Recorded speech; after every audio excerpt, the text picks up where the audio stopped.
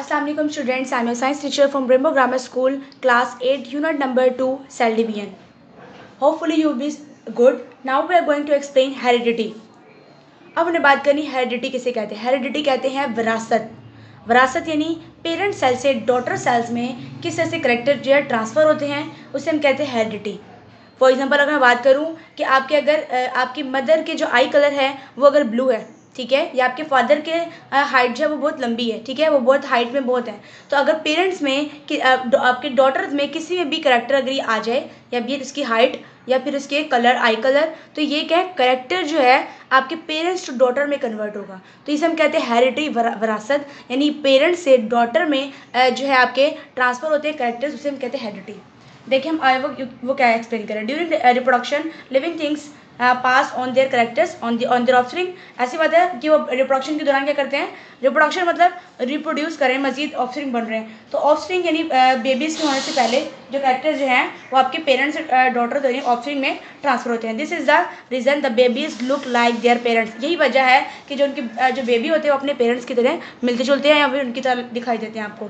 आगे वो कह रहा है plants grow on from seeds resemble their parent cell. ऐसी बात है, कुछ प्लांट होते हैं अपने पेरेंट सेल जैसे दिखाई देते हैं क्योंकि उनके जो करेक्टर है वो सेम होते हैं। आगे देखिए डेफिनेशन मार्क कर लें। The transmission of character from parents to offspring is called heredity. Parents से लेकर ऑफस्प्रिंग में जो आपके करेक्टर को ट्रांसफ़र होता है, जो ट्रांसमिशन होती है, उसे हम कहते हैं हेरिडिटी, विरासत, ठीक है। The characteristics such as colour of eyes, skin colour, hair colour, free and attached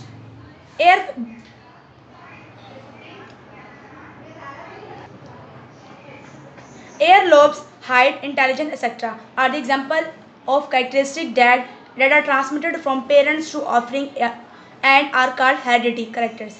ठीक है, अब ये आपके पास एक्टिविटी है 2.1 कंपेयरिंग हेरिडिटी कैरेक्टर्स। अब यहाँ पर आपको दिया गया है, वो कह रहे हैं कि आपके ये आपके करेक्टर्स दिए गए हैं, योर सेल्फ, फादर, मदर, जो आप जितने भी हैं इन सबके करेक्टर आपने लिखने हैं कि आपके फादर कितने हैं, क्या है, आपकी मदर का, सिस्टर का क्या है, ब्रदर का क्या है, ग्रैंड फादर वगैरह क्या है, ठीक है। तो ये आप इसमें ये आपकी एक्टिविटी आप खुद परफॉर्म कर लेंगे। आगे देखें। We know that the children possess many features similar to those of their parents, but they are also different from their parents in certain respects. अब वो कह रहे हैं कि इनमें फीचर्स जो होते हैं वो अपने पेरेंट जैसे जो हैं बिल्कुल शामिल होते हैं, ठीक है, उनके ऑफस्प्रिंग में। Similarly brother and sisters are also show difference in many characters. इसी वजह से जो ब्रदर और सिस्टर जो उनमें करेक्टर जो होगा वो डिफरेंस होगा, ठीक है ना। वो कह रहे हैं difference among members of a family और species is called variation. Variation कहते हैं वैरायटी, नहीं, वेरिएशन कहते हैं तब्दील होना, ठीक है।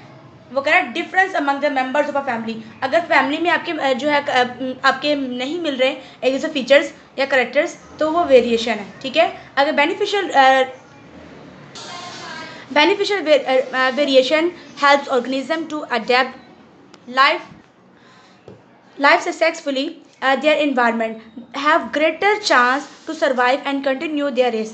मतलब कि अपनी नस्ल्स को बढ़ाने के लिए जो है एक नस्ल से दूसरी नस्ल में कन्वर्ट होने के लिए ये जो वेरिएशन जो है वो पेरेंट्स टू डॉटर में कन्वर्ट होती हैं। आगे है basis of heredity.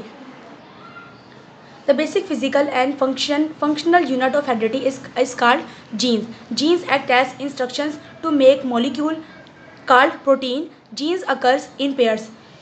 Every hereditary character in an organism, example, tallness, dwarfness, eye color, free air lobes, attached air lobe, etc., is controlled by a pair of genes. One members of a genes pairs come from one male parents यानी father, while the other comes from female parents mother.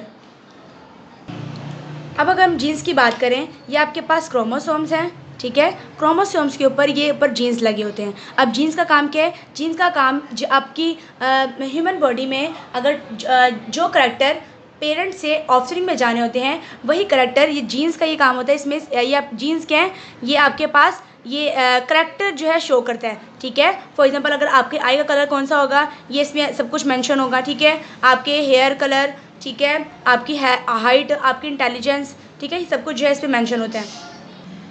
आगे देखें, where are genes are found physically. जो genes हैं वो हमें ज़ाहिर तौर पर कैसे दिखाई देते हैं? Genes are the sections of DNA deoxyribonucleic acid molecule and are located on chromosomes. मतलब ये कहाँ पर होते हैं? क्रोमोसोम, जिसका मैंने आपको एक्सप्लेन कर दिया वो देखें।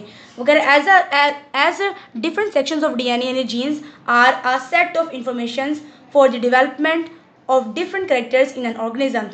DNA is called hereditary material. DNA and protein are the component of chromosomes. अब जो DNA और प्रोटीन है वो क्रोमोसोम्स के बेसिक कंपोनेंट है। मतलब जो क्रोमोसोम किससे मिलकर बने हैं? डीएनए और प्रोटीन के।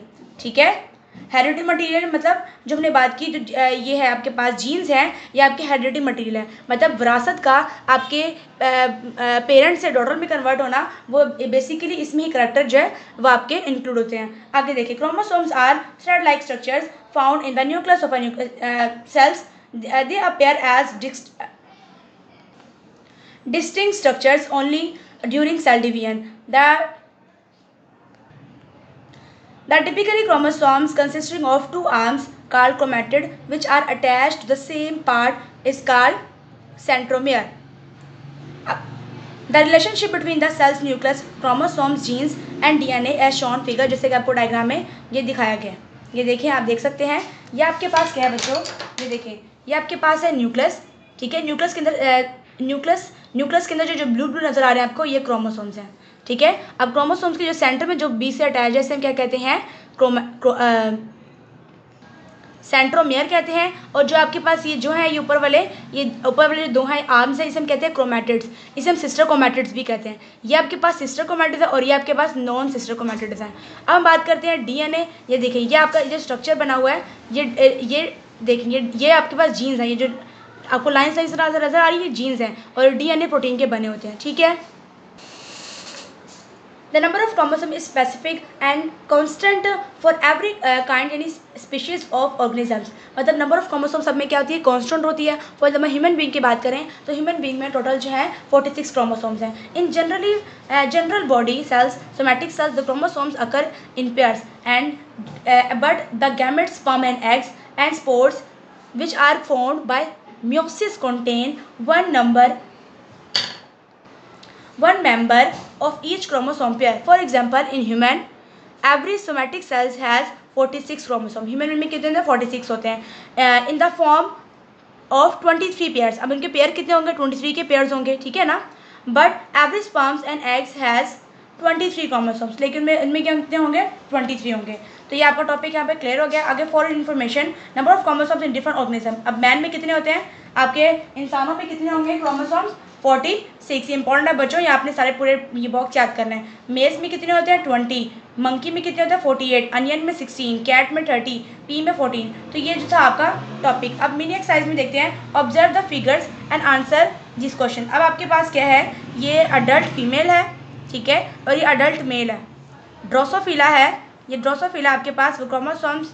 अब सोमैटिक सेल्स ऑफ ड्रोसोफिला में सोमैटिक सेल्स की आपकी एक्टिविटी है वगैरह। What is the number of chromosomes in somatic cells of Drosophila में जो सोमैटिक सेल्स हैं इनकी तादाद कितनी है वो बतानी है। ठीक है, what will be the member of chromosomes in the gametes of Drosophila. मतलब इनके ड्रोसोफिला के जिनके गैमेट्स कितने होंगे। तो ये आपका था टॉपिक, ये आपका क्लियर हो गया, ये आपने देख लेना है। मुझे उम्मीद है कि आपको ये टॉपिक अच्छी तरह समझ में आ गया होगा। ओके स्टूडेंट्स, अल्लाह हाफ़िज़।